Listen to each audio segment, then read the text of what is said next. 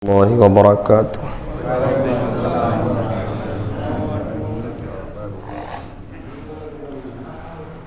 الحمد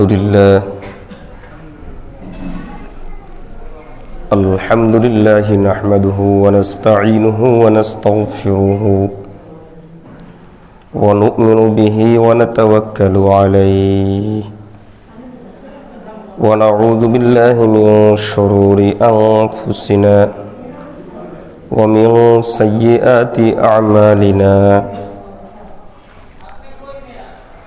من يهده الله فلا مضل له ومن يضلله فلا هادي له وأشهد أن لا إله إلا الله وحده لا شريك له وأشهد أن سيدنا ومولانا محمدا عبده ورسوله صلى الله تعالى عليه وعلى آله وأصحابه وبارك وسلم تسليما كثيرا كثيرا. أما بعد فأعوذ بالله من الشيطان الرجيم. بسم الله الرحمن الرحيم. ألم أعهد إليكم يا بني آدم ألا تعبدوا الشيطان إنه لكم عدو مبين وأن اعبدوني هذا صراط مستقيم ولقد أضل منكم جبلا كثيرا أفلم تكونوا تعقلون. بارك الله لنا ولكم في القرآن العظيم ونفعنا به. أستغفر الله لي ولكم ولسائر المسلمين إنه هو الغفور الرحيم.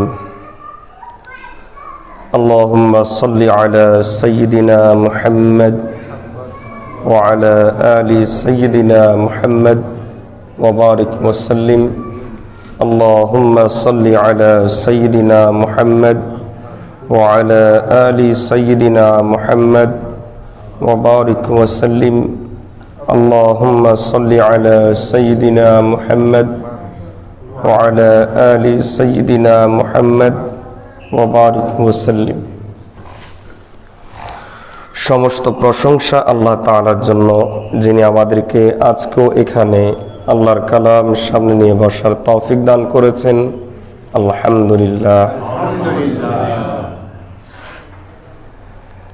আজকেও আপনাদের সামনে কোরআন মজিদের শ্রেষ্ঠ সূরা সূরা ইয়াসিনের ৬০, ৬১ এবং ৬২ নম্বর আয়াত তেলাওয়াত করা হয়েছে। তেলাওয়াতকৃত আয়াতগুলোর আলোকে আমরা ইবলিসের বিস্তৃত বিভিন্ন চক্রান্ত সম্পর্কে অবহিত হয়ে আসছিলাম।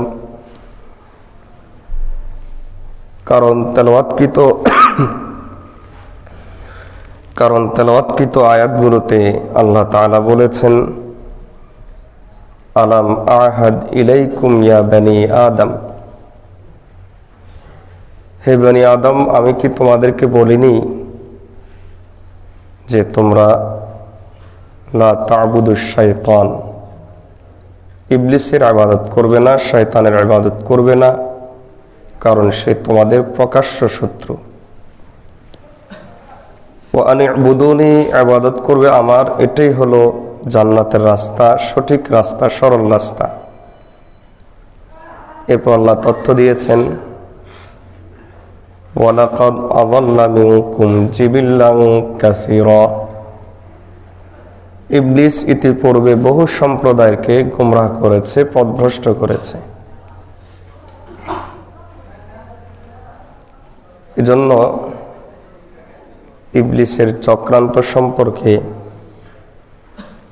বিস্তারিত ধারণা দেওয়ার লক্ষ্যে আপনাদেরকে বলেছিলাম যে গোটা পৃথিবীব্যাপী ইবলিস চক্রান্তের সর্বমোট 5টি জাল বিস্তার করে। আসলে 5টি জাল হলো তার প্রধান জাল। এছাড়াও আরো 3টি জাল আছে, সর্বমোট 8টি জাল। ওই 3টি জাল এতটা কঠোর নয়, তবে যেহেতু শত্রুর চক্রান্ত, সেহেতু সময় পেলে বা মনে থাকলে ইনশাআল্লাহ এই 8 জাল সম্পর্কে আলোচনা করব ইনশাআল্লাহ। এবং বলেছিলাম যে এই 5টি জালে আবদ্ধ করার জন্য ইবলিস 17টি পদক্ষেপ, 30টি কৌশল অবলম্বন করে। এবং 30টি কৌশল এর ভিতরে সীমাবদ্ধ নয়, বরং কৌশল আরো অগণিত, অসংখ্য। তো মোটা দাগে 30টি বলা যায়। গোটা পৃথিবীব্যাপী ইবলিসের বিস্তৃত 5 জালের মধ্য থেকে প্রথম জাল ছিল কুফরি এবং নাস্তিকতার জাল,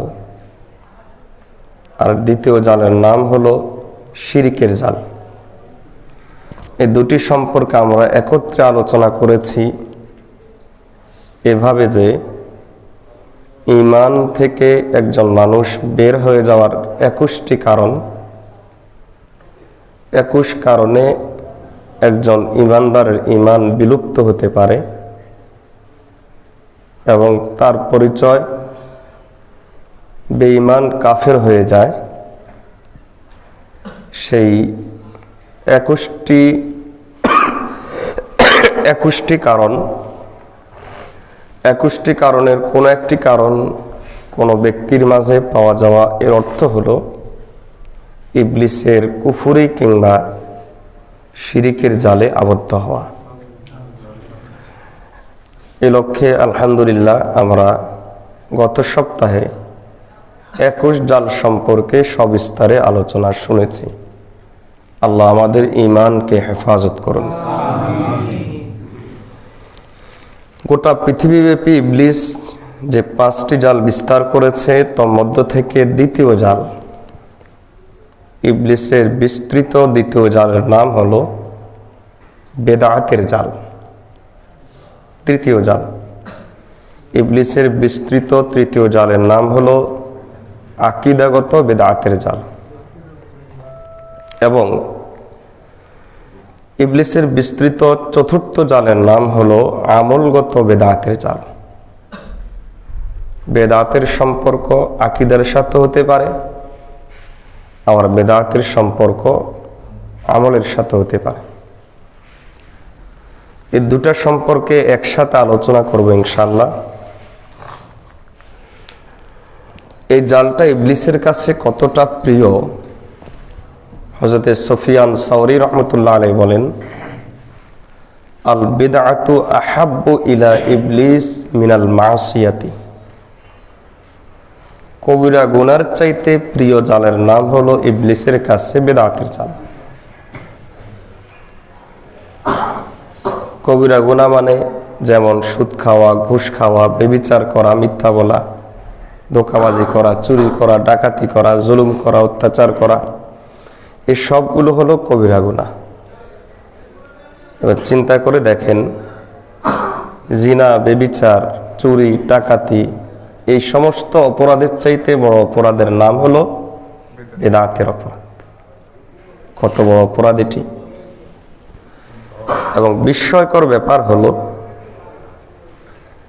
কবিরা গুনাহ মানুষ গুনাহ মনে করে করে এবং তার অন্তরে ঈমানের বিন্দু পরিমাণ থাকলেও মনে মনে তার অনুশোচনা থাকে যে আমি একটা অপরাধ করে ফেলেছি, আমার একটা গুনাহ হয়ে গেছে।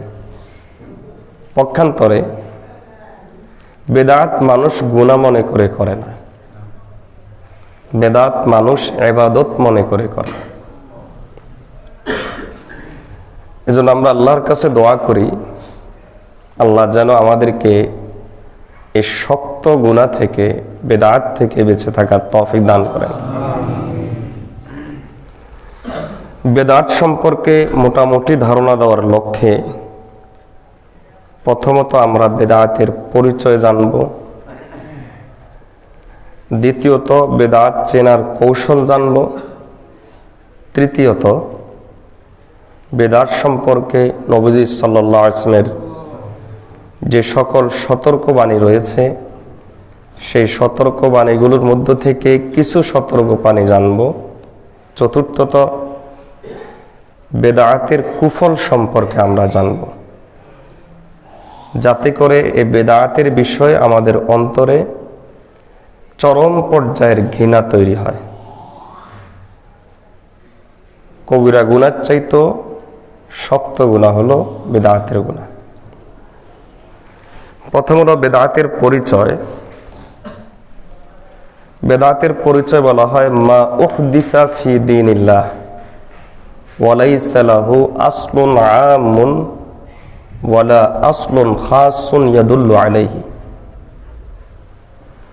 আল্লাহর দ্বীনের মধ্যে, আল্লাহর দ্বীনের ভিতরে এমন কিছু নতুন আবিষ্কার করা যার পক্ষে না কোনো ব্যাপক দলিল আছে, না কোনো বিশেষ দলিল আছে, এর নাম হলো বিদআত।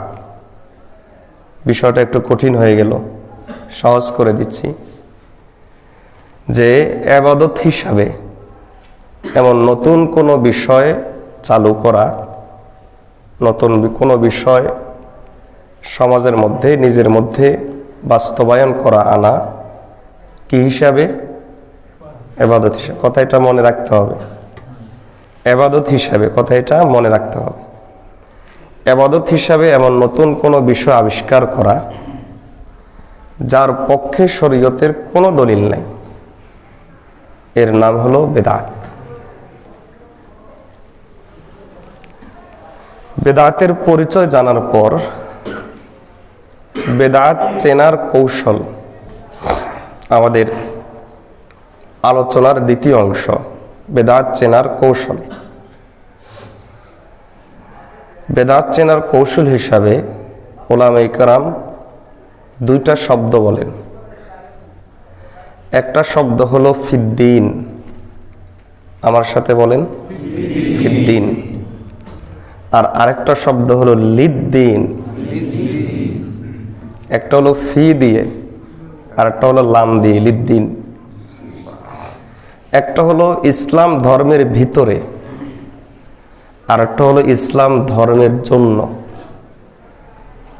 ইসলাম ধর্মের ভিতরে যেটা সেটা বেদাত, আর ইসলামের জন্য যেটা সেটা বেদাত নয়।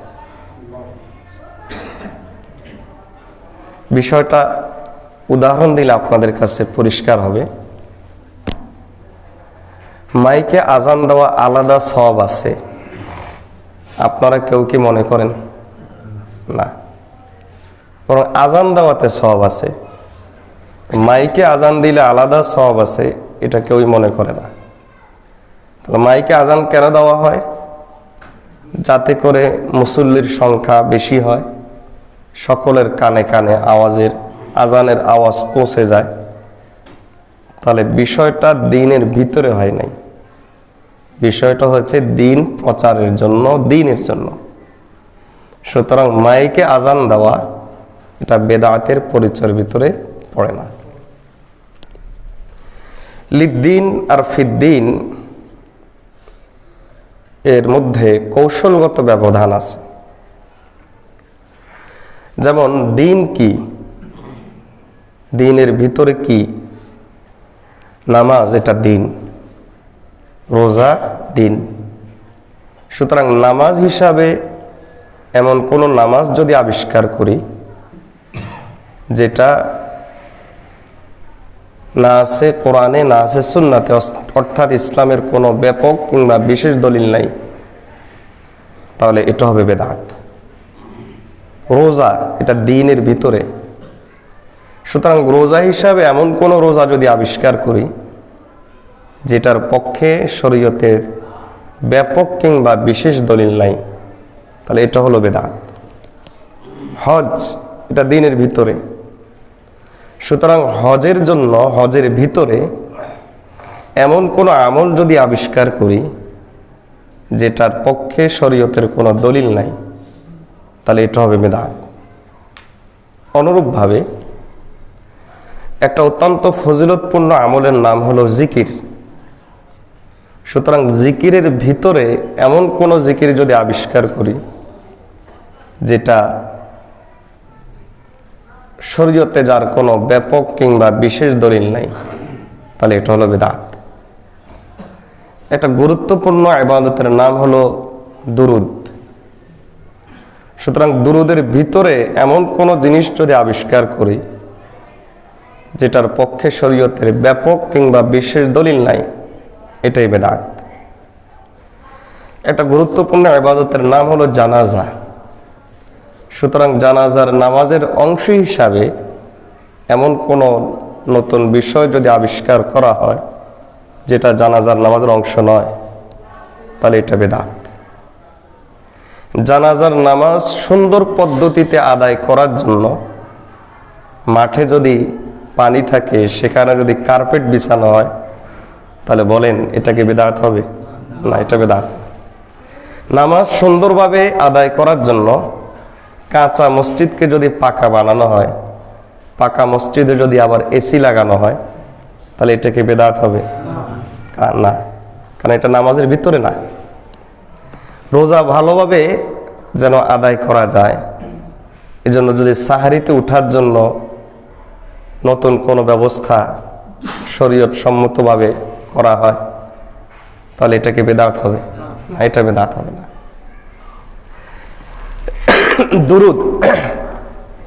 দুরুদ সুন্দরভাবে আদায়ের জন্য যদি এমন কোনো পদ্ধতি অবলম্বন করা হয়, যেমন সকলের কানে যেন পৌঁছে, জন্য জোরে জোরে আমি দুরুদ পড়লাম, মাইকে পড়লাম, বলেন এটা বিদআত হবে? না। যেই দুরুদ শরীয়তে নাই এমন দুরুদ যদি পড়া হয়, বিদআত হবে। যে দুরুদের মধ্যে নাই এমন দুরুদ যদি পড়া হয়, বিদআত হবে। যেমন আমাদের সমাজে বহু প্রচলিত একটা দুরুদ হলো ইয়া নবী সালামু আলাইকা।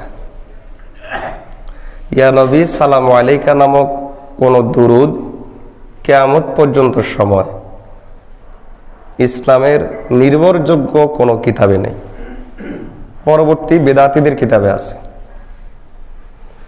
আমাদের সমাজে দুরুদের অংশ মনে করা হয় যে দুরুদ পড়লে দাঁড়াতে হয়, তাহলে এই দুরুদের অংশ দাঁড়ানো মূলত খারাপ বিষয় ছিল না। দুরুদ জিকিরের অংশ, কিয়ামান ওয়া কুউদান ওয়া আলা জুনুবিহিম, এটা দাঁড়াইও পড়তে পারে, বসেও পড়তে পারে, শুয়েও পড়তে পারে, অসুবিধা নাই। কিন্তু দুরুদ পড়লে দাঁড়াতেই হবে এমন একটা বিষয় আমার অন্তরে লালন করা, এর অর্থ হলো দুরুদ নামক ইবাদতের সাথে যা ছিল না আমি এমন একটা নতুন জিনিস সংযোজন করে দিলাম, তাহলে এটা হলো বিদআত। অনেকে এক্ষেত্রে প্রশ্ন তোলে যে হুজুর আপনারা সব বেদাত বলেন, তাহলে বিমানে উঠেন কেন? বলেন তো, বিমানে কি মানুষ দ্বীনের অংশ মনে করে উঠে? বিমানে কি মানুষ ইবাদত মনে করে উঠে? বেদাত তো হয় ইবাদতের ভিতরে। বেদাত দুনিয়ার কাজও হয় না, দ্বীনের জন্য, যেটা দ্বীন প্রচারের জন্য, দ্বীন কায়েমের জন্য, দ্বীন প্রতিষ্ঠার জন্য যেই পদ্ধতি পথ নতুন কোনো জিনিস যদি আবিষ্কার করা হয়, সেটা বেদাত নয়, বরং হাদিসের মধ্যে রাসূলুল্লাহ সাল্লাল্লাহু আলাইহি ওয়াসাল্লাম এটাকে সুন্নাতে হাসানা বলেছে। এটা নব আবিষ্কৃত ভালো পদ্ধতি, আদর্শ পদ্ধতি। নবী সাল্লাল্লাহু আলাইহি ওয়াসাল্লাম এটাকে এভাবেই অভিহিত করেছেন। সুতরাং বেদাত হয় দ্বীনের ভিতরে, বেদাত হয় দ্বীনের জন্য নয়, বেদাত হয় কোথায়? দ্বীনের ভিতরে। এই কথাটাকে আরেকটু যদি আমি বিস্তৃত আলোচনা করি, যে ফিদ্দিন যেটা দ্বীনের ভিতরে সেটা বেদাত, লিদ্দিন দ্বীনের খেদমতে, দ্বীন প্রচারের জন্য, দ্বীন কায়েমের জন্য, দ্বীন প্রতিষ্ঠার জন্য যেটা, সেটা বেদাত নয়। এটাকে যদি আরেকটু বিস্তৃত আলোচনা করা হয় এবং বেদাতের পক্ষে কোনো দলিল নাই, বেদাতি আমলের পক্ষে কোনো দলিল নাই, এই কথাকে যদি আরেকটু বিস্তারিত আলোচনা করা হয়, তাহলে কথাটাকে আমরা এভাবে বলতে পারবো যে আমাদের প্রতিটা আমলের ক্ষেত্রে দলিল থাকতে হবে। বলেন কি থাকতে হবে? দলিল থাকার অর্থ কি? অর্থ হলো সাহাবী যুগে অথবা নবীজি সাল্লাল্লাহু আলাইহি ওয়াসাল্লাম কর্তৃক অনুমোদিত যুগ তাবেঈ যুগে অথবা নবীজি সাল্লাল্লাহু আলাইহি ওয়াসাল্লাম কর্তৃক অনুমোদিত যুগ আইম্মায়ে মুজতাহিদিনের যুগে। এটা এমনভাবে পাওয়া যেতে হবে যে তাদের মধ্যে কেউই এটাকে অস্বীকার করেনি। সুতরাং আমার প্রতিটা আমল সাহাবায়ে কেরামের সাথে, তাবেঈনদের সাথে অথবা মুজতাহিদ ইমামদের সাথে 5 দিক থেকে মিল থাকতে হবে। বলেন কয় দিক থেকে? এই 5 দিক থেকে মিল না থাকার অর্থ হলো কোনো একটা দিক যদি লস হয়, মিস হয়, তাহলে এর অর্থ এটা বেদাত হয়ে গেছে। নম্বর 1 হলো সাহাবায়ে কেরাম, তাবেঈন, তাবেঈন। আমরা সাহাবায়ে কেরামের সাথে অন্যদেরকেও মনে মনে রাখবো। আপাতত আমরা বোঝার জন্য শুধু সাহাবায়ে কেরামের নাম নেই।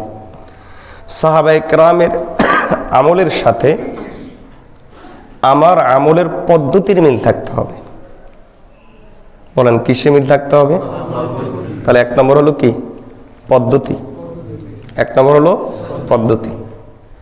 নম্বর 2, তারা যে আমল যেখানে করেছেন সে আমল সেখানে আমার করতে হবে। এর অর্থ হলো সময়ের মিল থাকতে হবে। তাহলে 1 নম্বর হলো পদ্ধতির মিল থাকতে হবে, 2 নম্বর হলো কিসের মিল থাকতে হবে? সময়ের মিল না থাকে। বিদআত সম্পর্কে আর কোনো কনফিউশন যেন অন্তরে না থাকে, আজকে থেকে একবারে পরিষ্কার হয়ে যাবেন। নম্বর 3,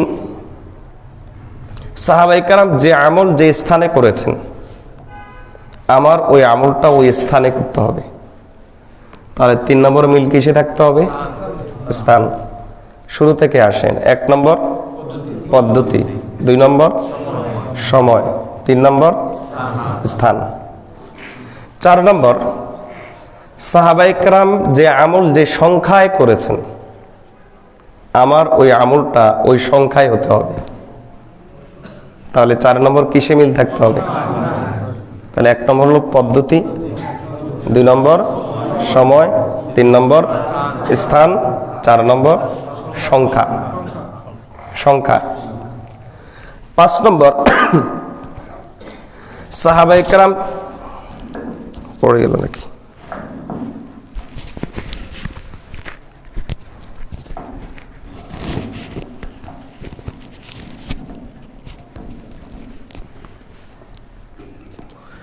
তাহলে 1 নম্বর হলো পদ্ধতি মিল থাকতে হবে, 2 নম্বর সময়, 3 নম্বর স্থান, 4 নম্বর সংখ্যা। 5 নম্বর সাহাবায়ে কেরাম যে আমলকে যেই নামে যেভাবে জেনেছেন পরিচয়, আমাকে সেই আমলকে সেভাবে সে পরিচয় করতে হবে। অন্য কোনো পরিচয় দিয়ে কোনো আমল নতুন করে আবিষ্কার করা যাবে না। তাহলে কয় নম্বর? তাহলে কয়টা পদ্ধতি? 5টা। একটা একটা করে আসি, দৃষ্টান্ত দিই। 1 নম্বর হলো পদ্ধতির মিল থাকতে হবে। আমি আপনাদেরকে জিজ্ঞেস করি, সাহাবায়ে কেরাম কিংবা নবী সাল্লাল্লাহু আলাইহি ওয়াসাল্লাম কিংবা তাবেঈন, তাবেঈন জানাজার নামাজ পড়েছেন কিনা? সুতরাং আমার এই জানাজার নামাজের পদ্ধতির সাথে সাহাবায়ে কেরামের পদ্ধতিগত মিল থাকতে হবে। সাহাবায়ে কেরাম জানাজার নামাজের সালাম ফিরানোর পর ওখানে দাঁড়িয়ে দোয়া করেছেন এরকম একটা প্রমাণও পাওয়া যায় না। সুতরাং জানাজার নামাজের পরে সেখানে দাঁড়িয়ে দোয়া করা, এটা কি বলেন? কিসের অভাব? পদ্ধতির অভাব। পদ্ধতি না পাওয়া যাওয়ার কারণে এটা বিদআত। সাহাবায়ে কেরাম রাদিয়াল্লাহু তাআলা আজমাইন যোহর নামাজ কয় রাকাত আদায় করেছেন? ফরজ 4 রাকাত। কয় রাকাত আদায় করেছেন? 4 রাকাত। ঈদ কয়টা পালন করেছেন? সুতরাং 4 রাকাতের জায়গায় 5 রাকাত পড়া যেমন বিদআত, ঠিক তেমনি ভাবে 2 ঈদের জায়গায় 3 নম্বর ঈদ বিদআত। কথা বুঝেন নাই? কারণ সংখ্যায় মিল থাকতে হবে, স্থানে মিল থাকতে হবে। সাহাবায়ে কেরাম রাদিয়াল্লাহু তাআলা আজমাইন হজ আদায় করেছেন কোথায় গিয়ে বলেন? আমি যদি এখানে একটা কাবা বানাই আর হজ শুরু করে দিই, হবে? কেন? স্থানের মিল নেই, সময়ের মিল থাকতে হবে। সাহাবায়ে কেরাম আজান দিয়েছেন নাকি দেন নাই? আজানের আগে পরে দুরুদের ব্যাপারে সাহাবায়ে কেরাম পরে দুরুদ পড়েছেন, এটা বহু প্রমাণিত। কারণ নবী সাল্লাল্লাহু আলাইহি ওয়াসাল্লাম দুরুদ পড়ার জন্য বলেছেন। আজানের ভিতরে কিংবা আগে, আজানের ভিতরে বলতে হয় মুয়াজ্জিন নিজে অথবা মুয়াজ্জিনের কথা শুনে আজানের উত্তরে মাঝখানে আশহাদু আন্না মুহাম্মাদ রাসূলুল্লাহ শুনে অথবা বলে দুরূদ পড়েছেন, এটা সাহাবায়ে কেরাম এর সময় পাওয়া যায় না, এই সময় ওনাদের মধ্যে পাওয়া যায় না। সুতরাং আজানের আগে আসসালাতু আসসালামু আলাইকা ইয়া রাসূলুল্লাহ বলে এরপর যদি আজানটা শুরু করে, অথবা আজান শুনে আশহাদু আন্না মুহাম্মাদ রাসূলুল্লাহ শুনে এর জবাবে যদি সাল্লাল্লাহু আলাইহি ওয়াসাল্লাম বলে, তাহলে বলেন সময়ের মিল আছে কিনা? তাহলে সময়ের মিল না থাকার কারণে দেখেন দুরূদ কিন্তু আপন স্থানে ইবাদত, দুরূদ আপন স্থানে ইবাদত। কারণ সকল বেদাতই মূলত মানুষ মনে করে ইবাদত। আপনি পৃথিবীর বুকে এমন একটা বেদাত পাবেন না যেটাকে মানুষ ইবাদত মনে করে না। মানুষ মনে করে আচ্ছা শবে মেরাজ, শবে বরাত এগুলো আসলে মসজিদে লাইটিং করলে সমস্যাটা কি? অথবা শবে মেরাজ পালন করলে সমস্যাটা কি? সমস্যার কিছু না, সমস্যা হলো ইসলামী শরীয়তে এটা নাই। এবার বুঝছেন সমস্যাটা কি?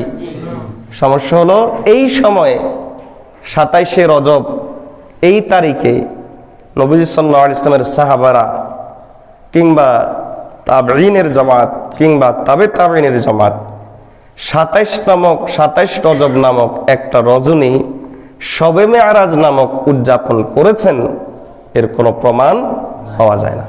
এজন্য এটা বেদাত। সংখ্যায় মিল থাকতে হবে, সংখ্যাতে দৃষ্টান্ত দিয়েছি। অনুরূপভাবে পরিচয় মিল থাকতে হবে। সাহাবায়ে কেরাম রাদিয়াল্লাহু তাআলা আজমাইন হাদিস আমাদের থেকে বেশি জানতেন না কম জানতেন?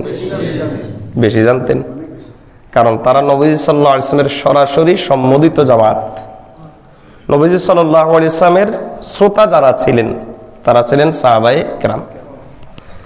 সাহাবায়ে কেরাম রাদিয়াল্লাহু তাআলা আজমাইন এত হাদিস জেনে, নবীজি থেকে সরাসরি হাদিস শুনে আপনি একজন সাহাবীকে পাবেন না যিনি তার পরিচয় ভাবে দিয়েছেন আমি আহলে হাদিস। কথাটা বুঝাইতে পারি নাই? একজনও পাবেন না। অথচ হাদিস সবচাইতে বেশি কে জানতেন? আর সাহাবায়ে কেরাম বেশি শুনেছেন হাদিস, কিন্তু আপনি একজনও পাবেন না উনি নিজেকে পরিচয় দিয়েছেন আমি আহলে হাদিস। তবে হ্যাঁ, সাহাবায়ে কেরামকে আপনি এরকম বহু সাহাবী পাবেন যে তারা তাদের পরিচয় দিতেন আমি আহলুস সুন্নাহ। সুতরাং কোন ব্যক্তি আমলের বেলায় এসে মনে রাখবেন আহলে হাদিস কথাটা গলত না, তবে এটা একজন মুসলমানের মুসলিম হিসাবে পরিচয় হতে পারে না। এটার সম্পর্ক হলো একটা কাজের সাথে। যেমন কেউ যদি কোরআনের তাফসির পড়ায় সে মুফাসসির, কেউ যদি হাদিস পড়ায় সে মুহাদ্দিস বা আহলে হাদিস, কেউ যদি ফতোয়া লেখে বা লেখায় তাহলে সে হলো মুফতি।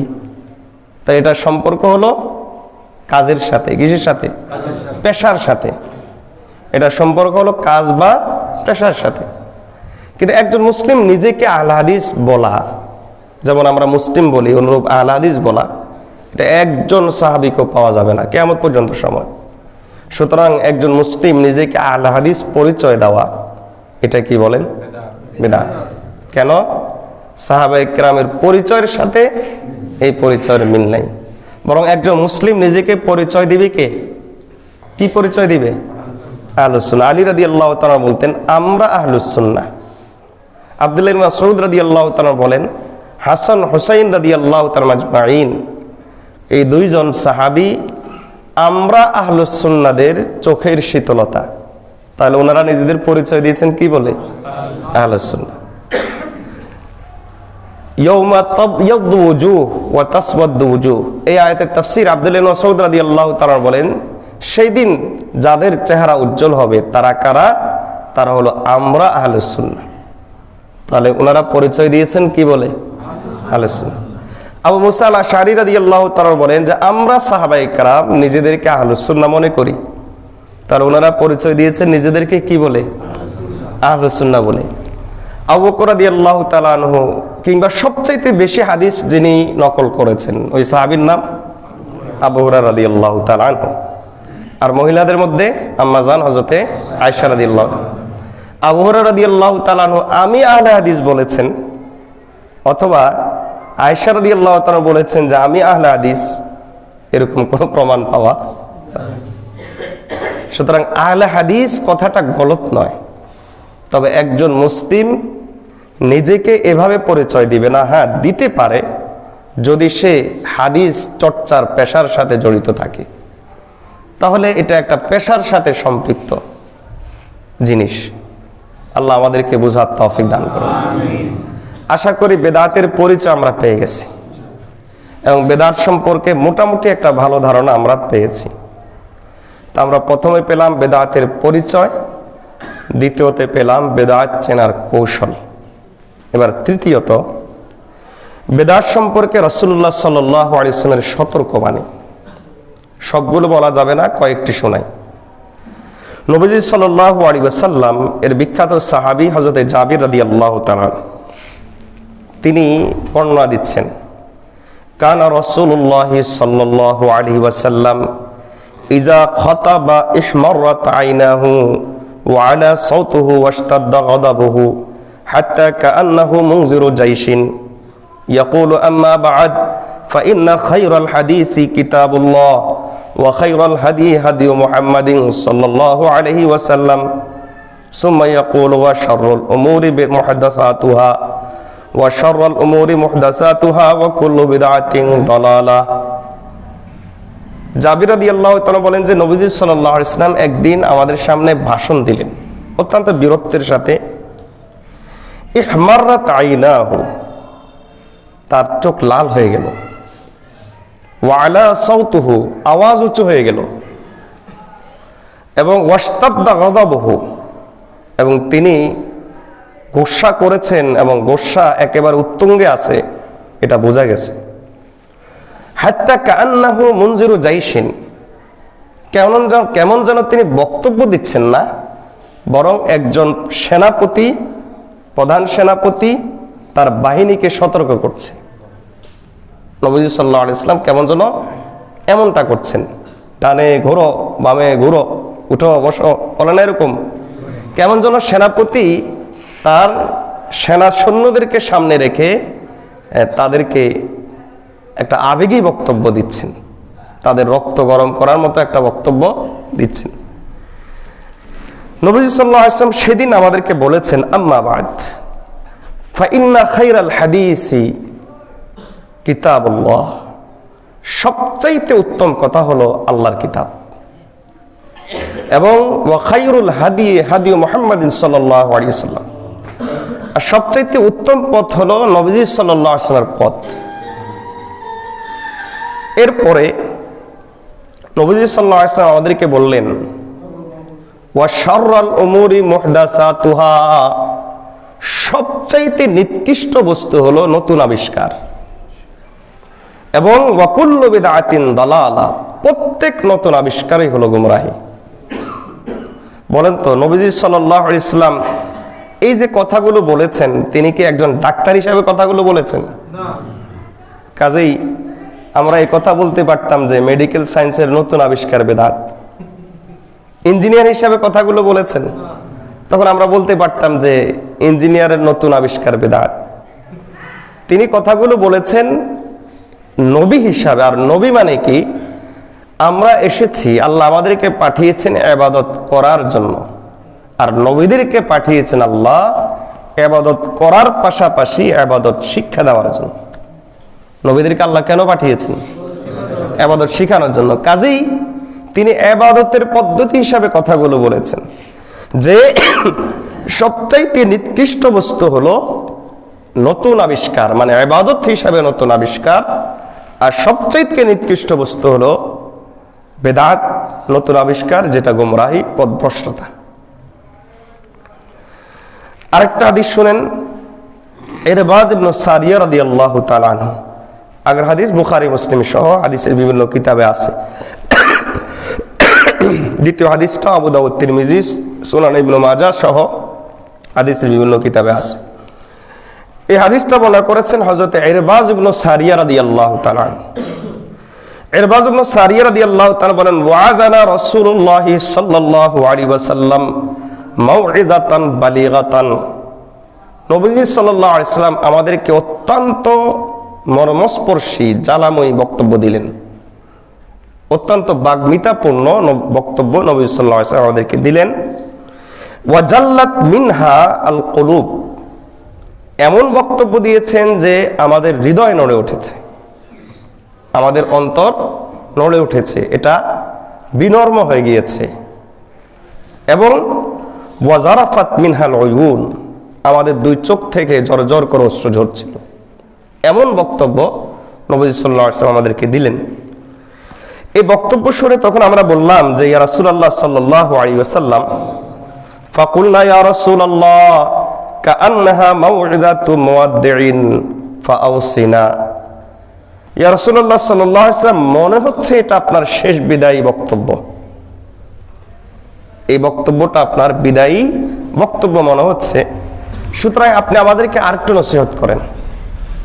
তখন নবীজি সাল্লাল্লাহু আলাইহি ওয়াসাল্লাম আমাদেরকে নসিহত করলেন, ক্বালা উসিকুম বিতাকওয়াল্লাহ, তোমাদেরকে উপদেশ দিচ্ছি তাকওয়ার, আল্লাহকে ভয় করবে, ওয়াসসামঈ ওয়াত্তাআতি, শুনবে মানবে, ওয়া ইন তাআম্মারা আলাইকুম আবদুল হাবশিয়ুন, যদি একজন কালো হাবশি গোলাম তোমাদের নেতা হয় তাহলে তোমরা তাকে শুনবে মানবে। ওয়া আন্নাহু মান ইয়াইশ মিনকুম ফাসায়ারা ইখতিলাফান কাসীরা, আমার পরে তোমরা যারা জীবিত থাকবে তোমরা সমাজের মধ্যে অনেক মত পার্থক্য দেখতে পাবে। ফাআলাইকুম বিসুন্নতি, ওই মত পার্থক্যের সমাধান হলো আমার সুন্নাহ। অমুক বলেছে, অমুক পীর সাহেব বলেছেন, অমুক বড় আলেম বলেছেন, না, এগুলা না, তখন সমাধান হবে আমার সুন্নাহ।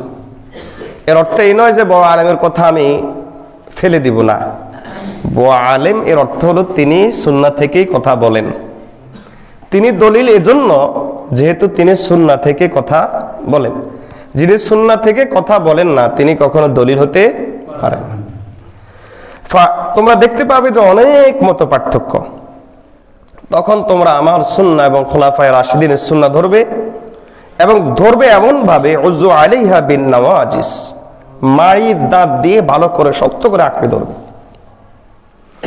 এবং ওই সময় তোমাদের যেটা করণীয় হবে সেটা হলো ওয়া ইয়াকুম ওয়া মুহদাসাতিল উমুর, দ্বীনের বিষয়ে নতুন আবিষ্কার থেকে তোমরা বেঁচে থাকবে। ফা ইন্না কুল্লা বিদআতিন দালালা, কারণ সকল প্রকার নতুন আবিষ্কার বেদাত যেটি সেটি গুমরাহি ছাড়া আর কোনো কিছু নয়। নবীজি সাল্লাল্লাহু আলাইহি ওয়াসাল্লাম আয়েশা রাদিয়াল্লাহু তাআলা থেকে বর্ণিত হাদিস, নবীজি সাল্লাল্লাহু আলাইহি ওয়াসাল্লাম বলেন, মান আহদাসা ফি আমরিনা হাযা মা লাইসা মিনহু ফাহুয়া রাদ্দুন, যে ব্যক্তি আমাদের এই দ্বীনের ভিতরে, আমাদের নবী সাল্লাল্লাহু আলাইহি ওয়াসাল্লাম বলেন, যে ব্যক্তি আমাদের এই দ্বীনের ভিতরে নতুন কোনো কিছু আবিষ্কার করবে, ফাহুয়া রাদ্দুন, তা অগ্রহণযোগ্য, তা ফেলে দিতে হবে, ছুঁড়ে ফেলে দিতে হবে। নবী সাল্লাল্লাহু আলাইহি ওয়াসাল্লাম বলেন, জারীর ইবনে আব্দুল্লাহ রাদিয়াল্লাহু তাআলা থেকে বর্ণিত হাদিস, নবী সাল্লাল্লাহু আলাইহি ওয়াসাল্লাম বলেন যে ব্যক্তি ইসলামে নতুন কোনো পদ্ধতি আবিষ্কার করবে ভিতরে, তাহলে এটা বিদআত। আর যে ব্যক্তি ইসলামের জন্য নতুন কোনো আবিষ্কার করবে তাহলে ফালাহু আজরুহা, তাহলে এটা সে সওয়াব পাবে। এজন্য আগেই বলেছি বিদআত কিসে হয়? ফিদ্দিন, দ্বীনের ভিতরে হয়। লিদ্দিন, দ্বীন কায়েমের জন্য, দ্বীনের স্বার্থে হয় না বিদআত। বরং বেদাত হয় কিসের ভিতরে? দ্বীনের ভিতরে। এরপর রাসূলুল্লাহ সাল্লাল্লাহু আলাইহি ওয়াসাল্লাম বলেন যে ব্যক্তি নতুন কিছু আবিষ্কার করবে দ্বীনের ভিতরে, তাহলে সেই আবিষ্কার করার বোঝা তাকে গ্রহণ করতে হবে এবং তার অনুসরণ যতজন করবে সবার বোঝা তার কাঁধে যাবে। এজন্য বেদাত একটা চালু করা, এর অর্থ হলো সে চালু করে তো মারা যায়। যে মিলাদ আবিষ্কার করছে চালু করে তো সে চলে গেছে। আর একটা তথ্য শোনাই, অধিকাংশ বেদাত সমাজে এসেছে রাজনৈতিক স্বার্থে। বলেন কিসের স্বার্থে? রাজনৈতিক স্বার্থে। আগে খলিফা খেলাফত ব্যবস্থা যখন ছিল তখন তো সব খলিফা তো আর ভালো ছিল না। কিছু খলিফা ছিল না যারা খেলাফতের মসনদে বসে অত্যাচারী হিসাবে প্রকাশ পেয়েছে। এরকম কিছু খলিফা ছিল, তাদের ক্ষমতাকে টিকানোর জন্য তখন ঢাক ঢোল পিটিয়ে এমন কিছু করেছে যে বুঝিয়েছে যে আমরা ইসলামিক মাইন্ডের, তোমরা আমাদের বিরুদ্ধে যাইও না, নবীজির প্রেম আমাদের মধ্যে আছে, আল্লাহর প্রেম আমাদের মধ্যে আছে। এটা আজকের আলোচ্য বিষয় নয়, এটা আরেক সময় ইনশাআল্লাহ আলোচনা করব, না হয় আজকে আলোচনা ক্লোজ করতে পারবো না। এমনি এতটুকু বুঝেন, অধিকাংশ বেদাত আবিষ্কৃত হয়েছে কিসের কারণে? রাজনৈতিক স্বার্থে অধিকাংশ বেদাত। এবং আরেকটা তথ্য হলো এই যে খলিফাদেরকে এই বেদাত নতুন কিছু আবিষ্কার করে দ্বীনের নামে মানুষের সিম্পথি অর্জন করা, এই পথটা কিন্তু খলিফারা নিজেরা পায় নাই। এই পথটা দিয়েছে তাদেরকে এক শ্রেণীর আলেম। কথাটা বুঝাইতে পেরেছি? তাহলে বেদাত আবিষ্কার করে হয়েছে রাজনৈতিক স্বার্থে। রাজনৈতিক স্বার্থে এরকম নতুন পদ্ধতি ব্যবহার করা যায়, এটা দেখিয়েছে, এই পথটা দেখিয়েছে কারা? এক শ্রেণীর আলেম। এজন্য ইমাম গাজালি রহমতুল্লাহ চমৎকার বলেছেন।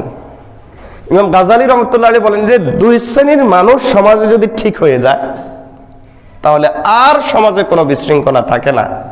আর এই দুই শ্রেণীর মানুষ যদি সমাজে নষ্ট হয়ে যায় তাহলে ওই সমাজকে আর কেউ বাঁচানোর মতো থাকে না।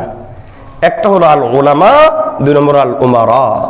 একটা হলো আলেম শ্রেণী আর একটা হলো রাজনৈতিক নেতারা। এই দুই শ্রেণীতে দুই দল যদি ঠিক হয়ে যায় তাহলে সমাজের মধ্যে দুর্নীতি, চুরি, ডাকাতি, ব্যভিচার, হত্যা, ধর্ষণ, গুম, খুন, দ্বীনের নামে বেদাত কিচ্ছু আর থাকবে না, সব ঠিক হয়ে যাবে। আর এই দুই শ্রেণী যদি নষ্ট হয়ে যায় তাহলে সমাজের মধ্যে সব নষ্ট হিসাবে দেখা দিবে। আল্লাহ আমাদেরকে বুঝার তৌফিক দান করুন। বেদাতের পরিণতি আমাদের আলোচনার আজকের শেষ অংশ। বেদাতের পরিণতি কি? বেদাতের কুফল কি? অনেক কুফল ওলামায়ে কেরাম লিখেছেন, তোর মধ্যে আমি ওখান থেকে মোটা দাগে 10টা কুফল বলবো। বেদাতের 1 নম্বর কুফল হলো বেদাত মানুষকে পথভ্রষ্ট করে। বলেন বেদাত কি করে? কারণ রাসূলুল্লাহ সাল্লাল্লাহু আলাইহি ওয়াসাল্লাম বলেছেন কুল্লু বিদআতিন দালালা ওয়া কুল্লু দালালাতিন ফিন্নার। প্রত্যেক বেদাত গুমরাহি, পথভ্রষ্টতা, আর প্রত্যেক পথভ্রষ্টতার শেষ পরিণতি হলো জাহান্নাম। 2 নম্বর ক্ষতি, বেদাত আসা এর অর্থ হলো ওখান থেকে একটা সুন্নত চলে যাওয়া। একটা বেদাত আসা এর অর্থ হলো সুন্নতের বিলুপ্তি ঘটা। অথচ নবীজি সাল্লাল্লাহু আলাইহি ওয়াসাল্লামকে আল্লাহ তাআলা আমাদেরকে উপহার দিয়েছেন। কারণ নবীজিকে আল্লাহর পক্ষ থেকে আল্লাহ বলেছেন এটা আমার অনুগ্রহ, এটা আমার পক্ষ থেকে মানব জাতির জন্য, আমার বান্দাদের জন্য সবচাইতে বড় গিফট। এর নাম হলো মুহাম্মদুর রাসূলুল্লাহ সাল্লাল্লাহু আলাইহি ওয়াসাল্লাম। লাকাদ মান্নাল্লাহু আলাল মুমিনিনা ইয বা'আসা ফীহিম রাসূলা। আল্লাহ বলেছেন যে আমার পক্ষ থেকে তোমাদের জন্য সবচাইতে বড় দয়া, সবচাইতে বড় অনুগ্রহ, সবচাইতে বড় হাদিয়া মুহাম্মদুর রাসূলুল্লাহ সাল্লাল্লাহু আলাইহি ওয়াসাল্লাম। তো রাসূলুল্লাহ সাল্লাল্লাহু আলাইহি ওয়াসাল্লামকে আল্লাহ আমাদের জন্য পাঠিয়েছেন, আমাদেরকে উপহার হিসাবে দিয়েছেন, তার সবচাইতে বড় নেয়ামত হিসাবে তিনি অবহিত করেছেন। বলেন তো, কেবলমাত্র নাম শুনে এরপরে এভাবে চোখে চুমা দেওয়ার জন্য? এটা আরেকটা বেদাত। এভাবে করার জন্য না, নবীজি সাল্লাল্লাহু আলাইহি ওয়াসাল্লামকে আল্লাহ আমাদেরকে দিয়েছেন তার সুন্নতের উপর চলার জন্য, তার আদর্শকে অনুসরণ করার জন্য, তার সুন্নাহ মাফিক জীবন যাপনের জন্য। নবীজি সাল্লাল্লাহু আলাইহি ওয়াসাল্লামের সুন্নাহর বিলুপ্তি ঘটে বিদআতের কারণে। এর অর্থ কি? এর অর্থ হলো নবীজির আগমনের যে উদ্দেশ্য, সেই উদ্দেশ্যের মধ্যে বিঘ্নতা ঘটে। ইসলাম প্রতিষ্ঠার পথে, ইসলাম প্রচারের পথে, নবীজির আদর্শ কায়েমের পথে বেদাত বাধা সৃষ্টি করে। এটা হলো বেদাতের 2 নম্বর ক্ষতি। কথাটাকে বুঝাতে পেরেছি? যেমন কথার কথা, একটা বেদাত আসলে সুন্নতের কিভাবে বিলুপ্তি ঘটে আমি আপনাদেরকে দেখাই। নামাজের পরে হাত তুলে দোয়া করা নিষেধ নয়, তবে জরুরি নয়। কি বলেছি? নিষেধ নয়, তবে জরুরি নয়। এখন আমাদের সমাজে এটাকে জরুরি মনে করে বসে আছে।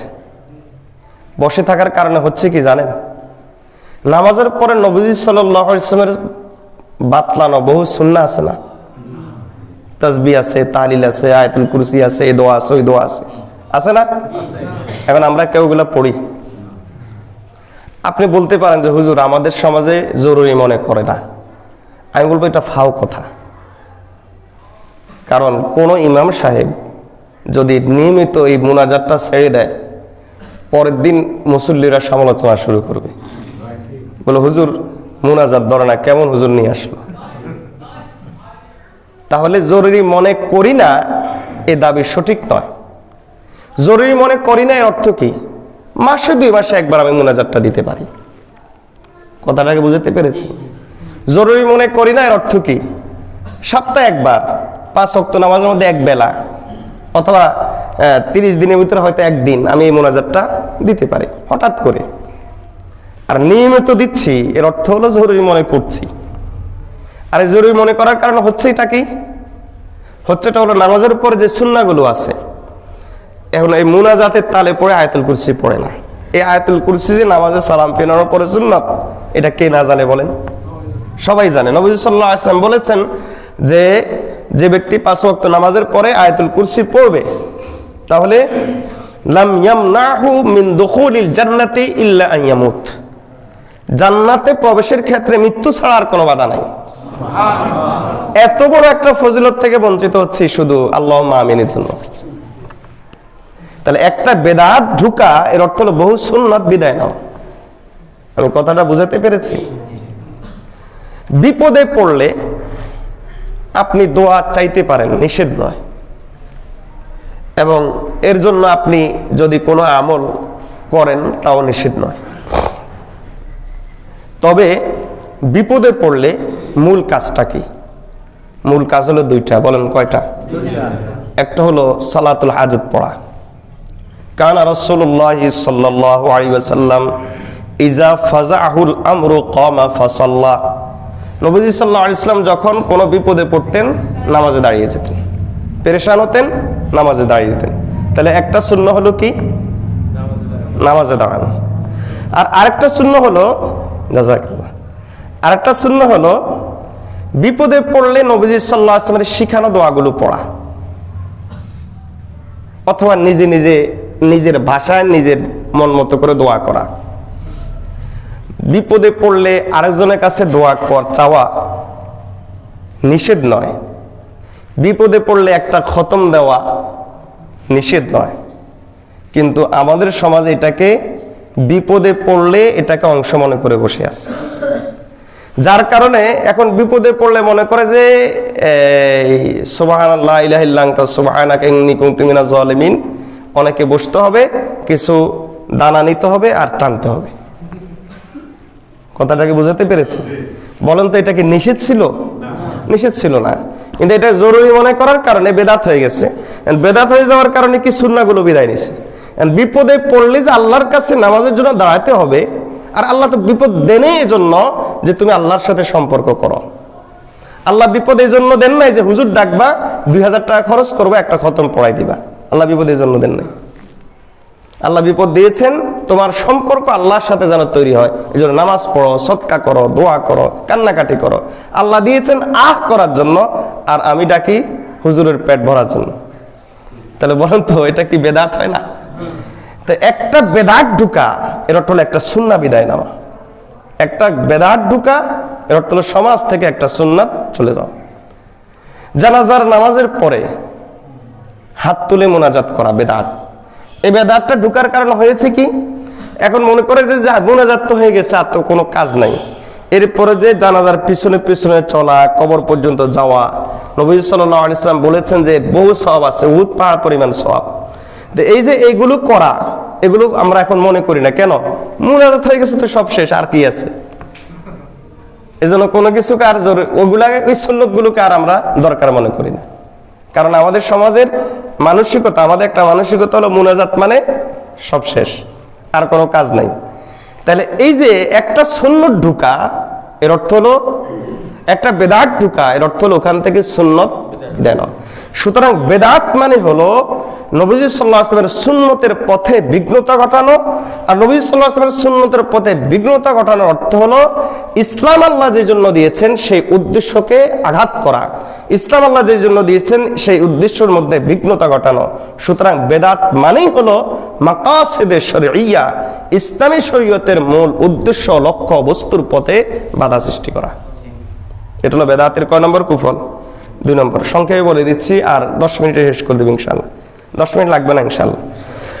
বেদাতের 3 নম্বর কুফল হলো বেদাত দ্বীনকে বিকৃত করে ফেলে। বলেন কি করে? দ্বীনের মূল ঠিক থাকে না, মূল কাঠামোটা নষ্ট করে ফেলে। আপনি আপনার মন মতো করে একটা ঘর সাজালেন, এখন আরেকজনের কাছে সেই ঘরটা ভালো লাগলো না, তখন সে ওটাকে ওদিকে একটু সাইজ করলো, এদিকে একটু সাইজ করলো, ওদিকে একটু সাইজ করলো। তাহলে তার কাছে হয়তো সুন্দর লেগেছে, কিন্তু আপনার ঘর সুন্দর লাগাটা কার দরকার? আমার দরকার। দ্বীনটা কার বলেন? তা আল্লাহ বলেন যে এটার ভিতরে সুন্দর। আমার নবী সাল্লাল্লাহু আলাইহি ওয়াসাল্লাম এই কাজটা এভাবে করেছেন, এটার ভিতরে সুন্দর। আমি মনে করি যে না, এটার ভিতরে সুন্দর না। শবে বরাত, আচ্ছা শবে বরাত আপন স্থানে ইবাদতের রাত। হাদিসে প্রায় 12 জন সাহাবী থেকে বর্ণিত আছে এটা ফজিলতের রাত। এবার এই শবে বরাতকে কেন্দ্র করে সারা রাত জাগে, নিষেধ ছিল না। আবার সারা রাত জাগে কোথায়? মসজিদে জমায়েত হয়ে। আবার করে কি? এরপরে সারা রাত মিলাদ কিয়াম, মিষ্টি বিতরণ। যুবকরা তো বলে আজকে আমি এত মসজিদে গিয়ে মিষ্টি আনছি। মানে শবে বরাতটা এখন হয়ে গেছে মিষ্টির রাত, শবে বরাতটা হয়ে গেছে এখন একটা আনন্দের রাত। এখন এই যে বেদাতটা ঢুকার কারণে জমায়েত হয়ে সারা রাত জাগ্রত থাকা, ওয়াজ করতে থাকা, এই যে এই বেদাতটা ঢুকার কারণ হয়ে গেছে কি, এই শবে বরাত মানে একটা ফজিলতের রাত। আমাকে এখন আল্লাহর কাছে কিছু কান্নাকাটি করতে হবে, কিছু জিকির আজকার করতে হবে, কিছু মুনাজাত দিতে হবে, আল্লাহর কাছে কিছু দোয়া করতে হবে, নির্জনে কিছু সময় কাটাতে হবে, যেখানে আমি আর আমার মাওলা ছাড়া কেউ নাই, এমন কিছু সময় কাটাতে হবে, নিজের গুনাহগুলো মাফ চাইতে হবে। এগুলা সব চলে গেছে। তাহলে বেদাত ঢুকার অর্থ হলো সুন্নত চলে যাওয়া। এখন এই আমার কাছে মনে হতে পারে যে এটাই তো সুন্দর, অনেক মানুষ একসাথে হয়েছে, সমস্যা কি? না, সমস্যা হলো এইটা যে আল্লাহ এই দিনটাকে দিয়েছেন এভাবে, আমি চাইলাম যে এভাবে সুন্দর না, আল্লাহ যেভাবে চান আমি সেভাবে চাইলাম না, দিনটাকে আমি বিকৃত করে ফেললাম, আমার মন মতো করে ফেললাম। বেদাতের 4 নম্বর ক্ষতি হলো বেদাত ইসলামের উপর একটা বড় আঘাত। বেদাত ইসলামের উপর একটা বড় আঘাত। খ্রিস্ট ধর্ম পথভ্রষ্ট হয়ে গেছে কি কারণে জানেন? এই বেদাতের কারণে। বলেন কি কারণে? খ্রিস্ট ধর্ম তার আপন দিনের উপর নাই। কি কারণে? আজকে অমুক একটু ঢুকাবে, কালকে আরেকজন এটা ঢুকাবে, আরেকজন এটা ঢুকাবে।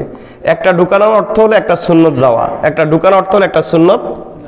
তাই ঢুকতে থাকবে আর সুন্নত যাইতে থাকবে। বলেন তো এই দিন শেষ পর্যন্ত থাকবে? এটা তো একবারে জিরো হয়ে যাবে। এজন্য বেদাতের 4 নম্বর ক্ষতি হলো বেদাত ইসলামের উপর একটা আঘাত। আপনি মিলাদ পড়েছেন, এটা খুব একটা বড় কোনো অপরাধ করে ফেলেন নাই। অপরাধ হয়েছে এটা যে এটার কারণে ইসলামের মধ্যে বিকৃতি ঘটেছে, ইসলামের উপর আঘাত এসেছে, এটার কারণে সুন্নাহ সরে গেছে, এটার কারণে সুন্নাহর বিলুপ্তি ঘটেছে। এটা হলো সমস্যা। বেদাতের আরেকটা সমস্যা হলো, বেদাত মানে কেমন যেন নবীজি সাল্লাল্লাহু আলাইহি ওয়াসাল্লামের উপর পরোক্ষ অভিযোগ যে তিনি তার দ্বীনটাকে আমাদের কাছে পরিপূর্ণ পৌঁছান নাই। এটা আমার কথা না, ইমাম মালিক রাহমাতুল্লাহ আলাইহির কথা। ইমাম মালিক রাহমাতুল্লাহ আলাইহি বলেন, মানিবতাদা ফিল ইসলাম বিদআতান ইয়ারাহা হাসানাতান, যে ব্যক্তি ইসলামে নতুন কিছু আবিষ্কার করলো, মনে করলো জিনিসটা ভালো, খারাপ কি এটা সে মনে করলো, তাহলে ফাকাদ জামা, সে কেমন যেন এই কথা মনে করলো, আন্না মুহাম্মাদান খানা রিসালাতা, যে রাসূলুল্লাহ সাল্লাল্লাহু আলাইহি ওয়াসাল্লাম তার রিসালাতের খেয়ানত করেছেন, তিনি তার নবুয়তের দায়িত্ব আদায় করেন নাই। ফা ইন্নাল্লাহা ইয়াকুল, অথচ আল্লাহ বলেছেন, আল ইয়াউমা আকমালতু লাকুম দীনাকুম ওয়া আতমামতু আলাইকুম নি'মাতি ওয়া রাদিতু লাকুমুল ইসলাম দীনা, আমি দিন ইসলামকে কমপ্লিট করেছি। আর মনে রাখবে তিনি বলেন, ফামা লাম ইয়াকুন ইয়াউমা ইযিন দীনান, যেটা নবীজির যুগে দিন ছিল না, ফালা ইয়াকুনুল ইয়াউমা দীনান, সেটা কিয়ামত পর্যন্ত দিন হবে না।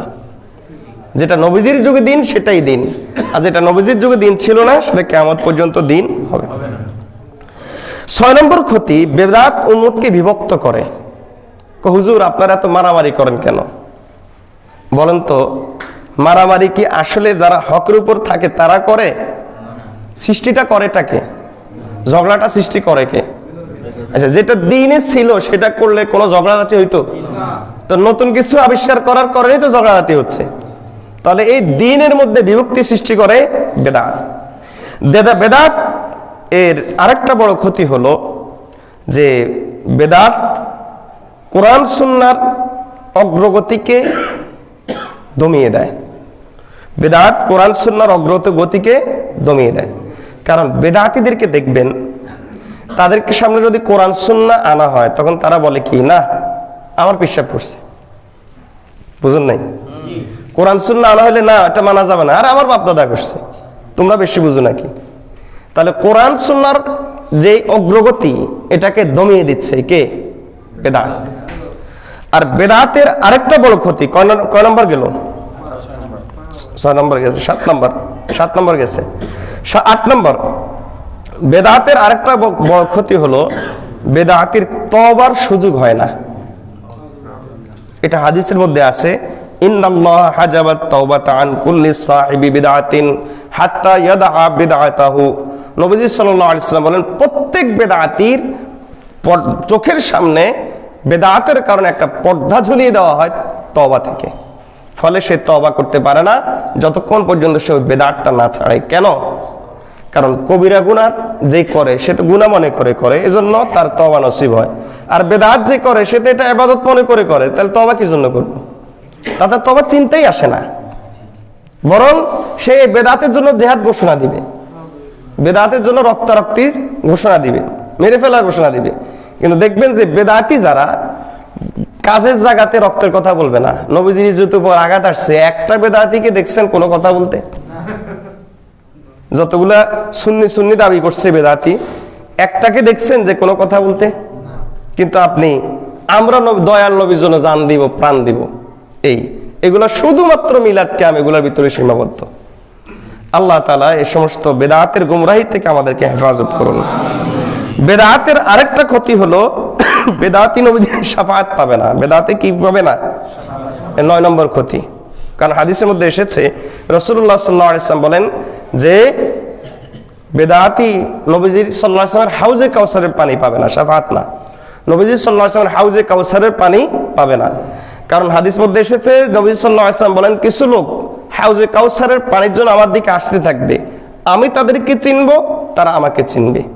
তারিফুনি ওয়া আরিফুহুম, আমি তাদেরকে চিনব, তারা আমাকে চিনবে। আমার সামনাসামনি আসার পরে হঠাৎ করে তাদের সামনে পর্দা পড়ে যাবে, তখন আমি বলবো যে, ও আল্লাহ, হা উলাই উম্মতি, এরা তো আমার উম্মত, আপনি এদেরকে মাহরুম কেন করছেন?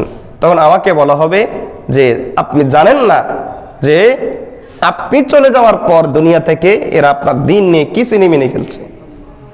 এজন্য বেদাতি হাউজে কাউসারের পানি পাবে না। বেদাতের 10 নম্বর ক্ষতি হলো বেদাত অহংকার সৃষ্টি করে। বেদাত কি সৃষ্টি করে?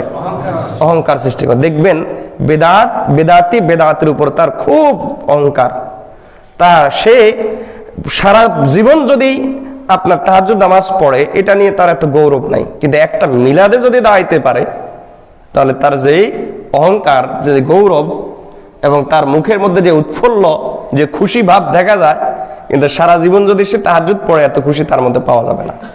তাহলে বেদাত কি করে? অহংকার সৃষ্টি করে। আল্লাহ আমাদেরকে বেদাত থেকে বেঁচে থাকার তৌফিক দান করুন। বিপরীতে আমরা সুন্নতের উপর আমল করব। পরিশেষে একটা হাদিস শুনিয়ে দেই। নবীজি সাল্লাল্লাহু আলাইহি ওয়াসাল্লাম বলেন, যে ব্যক্তি আমার সুন্নতের উপর আমল করবে, সুন্নত হেফাজত করবে, আল্লাহ তাআলা তাকে কমপক্ষে 4টা জিনিস দান করেন। বলেন কয়টা? 1 নম্বর আল মুহাব্বাতু ফি কুলুবিল বারারা, যারা ভালো মানুষ, নেককার, তাদের অন্তরে ওই ব্যক্তির মহব্বত তৈরি করে দেন। 2 নম্বর আল হাইবাতু ফি কুলুবিল ফাজারা, যারা পাপিষ্ঠ, তাদের অন্তর ওই ব্যক্তির ব্যাপারে ভয় ভীতি তৈরি করে দেন। একটা ব্যক্তিত্ব তৈরি হয়, ফলে পাপিষ্ঠরা ওই ব্যক্তির সামনে দাঁড়াইতে পারে না, অথচ ওই ব্যক্তি দুর্বল, আর ওই পাপিষ্ঠ হয়তো অনেক ক্ষমতার মালিক, কিন্তু তার সামনে দাঁড়াইতে পারে না। সুন্নতের বরকত। 3 নম্বর সুন্নতের বরকত হলো আল্লাহ তাআলা ওয়াসআতু ফি রিজকি, রিজিকের মধ্যে প্রশস্ততা দান করেন। 4 নম্বর হলো সুন্নতের বরকত ওয়াসিকাতু ফিদ্দিন, আল্লাহ তাআলা তাকে দ্বীনের উপর কায়েম রেখে ঈমানের উপর থাকার তৌফিক দান করেন। আল্লাহ আমাদেরকে সুন্নতের উপর চলার তৌফিক দান করুন। ইবলিসের বিস্তৃত গোটা দুনিয়াব্যাপী ইবলিস যে 5টি জাল বিস্তার করেছে, তার মধ্যে থেকে 3 এবং 4 নম্বর হলো আকীদাগত এবং আমলগত বেদাত। এই সম্পর্কে আমরা আলহামদুলিল্লাহ আলোচনা শুনেছি। ইনশাআল্লাহ আমরা সামনে ইবলিসের 5 নম্বর জাল এবং 17টি পদক্ষেপ, 30টি কৌশল সম্পর্কে আমরা ইনশাআল্লাহ আলোচনা শুনবো, আল্লাহ যদি তৌফিক দান করেন। সকলে আমরা দোয়া পড়ে উঠে যাই।